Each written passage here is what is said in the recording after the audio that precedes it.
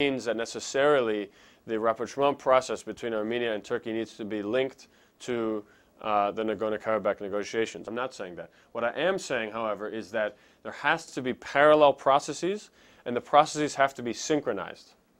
They must be synchronized. If they're not synchronized, if there is not a give and take, both in terms of Nagorno-Karabakh negotiations and the rapprochement and the border opening and normalization, full normalization of relations between Turkey and Armenia, there will not be success on either one, and all the parties will lose.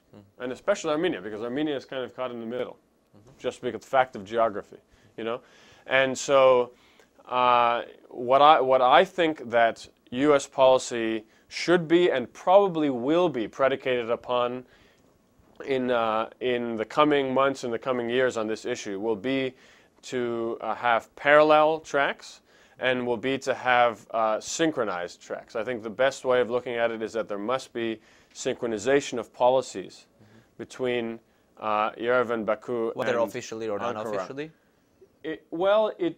For it to work, it probably has to be on an official basis. Now, that doesn't mean you need to link the issues so that there is, a direct give and take, but they have to be synchronized. We have to know what's going on both sides, on both issues. We have to know what the steps are going to be so we can get to a solution to both issues simultaneously. One big issue that was discussed much about Clinton's visit to Armenia was her visit to the memorial of the genocide. Right. The Turkish media today was reporting that the Turkish Foreign Ministry announced they sent a letter to the State Department concerned about the issue. Right. What was this? Was Clinton trying to punish the Turkish side because of the failure of the process, or was this something else? I think that's not the best way to interpret it. I don't think that this visit had to do, just like the visit of, for example, Jacques Chirac to the Genocide Memorial. Well, France has a law about genocide. It's a whole different issue. Right, but this administration has been not using the word. Absolutely right, but just like his visit and her visit, it doesn't have to do with Turkey. It has to do with Armenia, right? So it has to do with the U.S. relationship with Armenia. It has to do with Secretary Clinton's own personal views on this issue, I think, the genocide which she made clear during her campaign. And so it's obviously it has implications for Turkey. It's not as if the U.S. doesn't know about that.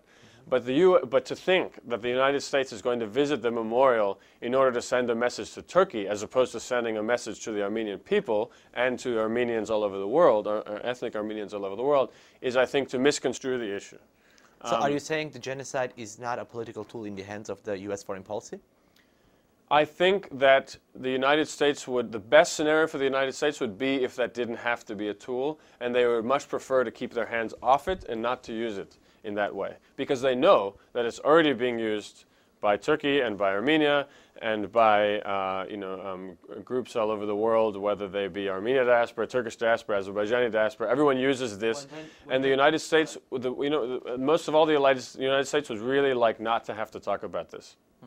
Then why, for example, President Obama or Secretary Clinton, who in their campaign for presidency mentioned the word genocide and called it a genocide 3 times, do not want to call it a genocide and get over with as presidents and Secretary of States, and they keep it as a topic that is always hot and can always be used in so many different ways? Right. Well, I think that, as I mentioned, because in terms of U.S. foreign policy, the U.S. would really rather not have to, because they don't view this as, for the United States, a foreign policy priority. But it is, of course, a priority for domestic U.S. politics. And that's why, when they're running domestically, they mention this. But then when you set your foot in a decision-making position and you're viewing U.S. strategic interests globally, right, it really is not one of the key issues. And you would rather not that U.S. foreign policy have to be predicated on something that is really a domestic issue in terms of Armenian people who identify or have Armenian roots within the United States. And so that's why, for example, in the U.S. Congress, it's much more of an issue than it is in the executive branch, in the administration in the United States. And that's perfectly natural. I mean, there are so many issues you could find with all, I mean, the United States is a society that is full of people from every corner of the world. Each person has their own issues related to their homelands. They have all kinds of issues in between them as well, within different groups within those, that come from those homelands. And so it's perfectly normal for the United States to have something that is a key domestic issue, but for foreign policy is not one that is a priority and not one that necessarily goes along with U.S. policy in the region. Right. One last question. On the Karabakh issue, there was an attack from the Azerbaijani side right after the meeting of the presidents in St. Petersburg. There were speculations. What was the attack? It was not very clear what was happening. Yeah. So it was not clear what was happening after that because the media started reporting a lot more cases during the year. So is there a chance for a war unless there is some kind of settlement process really taking place? As ICG was predicting back in 2008, 2012 may be the year when the oil of Azerbaijan is going to start going down, and there is a higher chance for the Azerbaijani side to attack or start a war.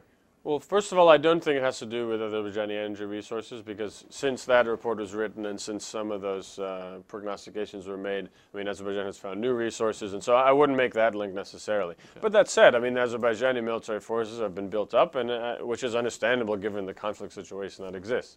I mean, they have funds; they're going to spend part of those funds on defense spending. But this recent conflagration, I think, should be put in the context of what are, in fact, for people who, I mean, this one got a lot of attention because of the timing and because it was a bit more severe than others. But frankly, I mean, on the line of contact, we see conflagrations and these sorts of incidents happening quite common, right? I mean, you have an average of 30 or more people a year on both sides that are killed.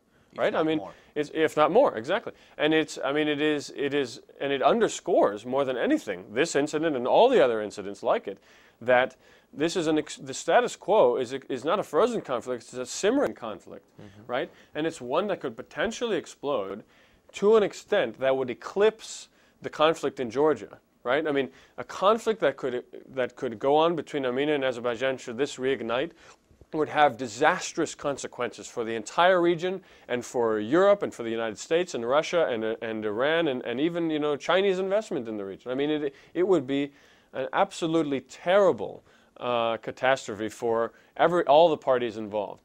And so this incident underscores more than ever why it's so important that we have to get down to business at the negotiating table and be serious about finding a conflict resolution and not finding excuses and blaming, other parties for why we can't come to a solution, but actually sitting down and saying, let's work this out.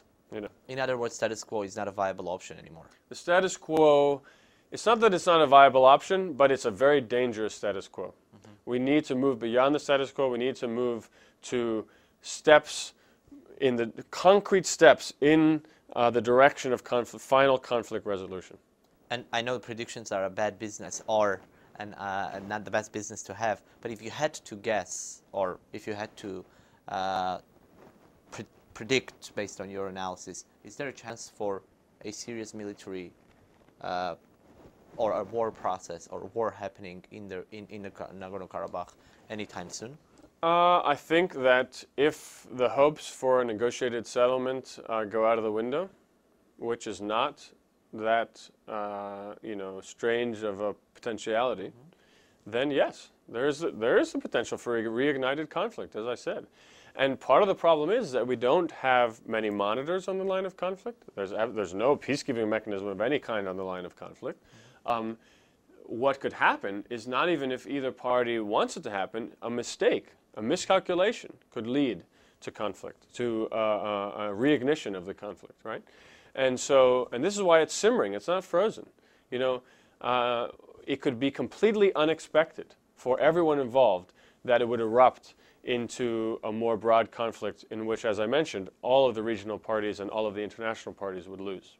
Let's wish peace to Caucasus, and thanks for coming to Voice of America. Thank you so much. Thank you very much.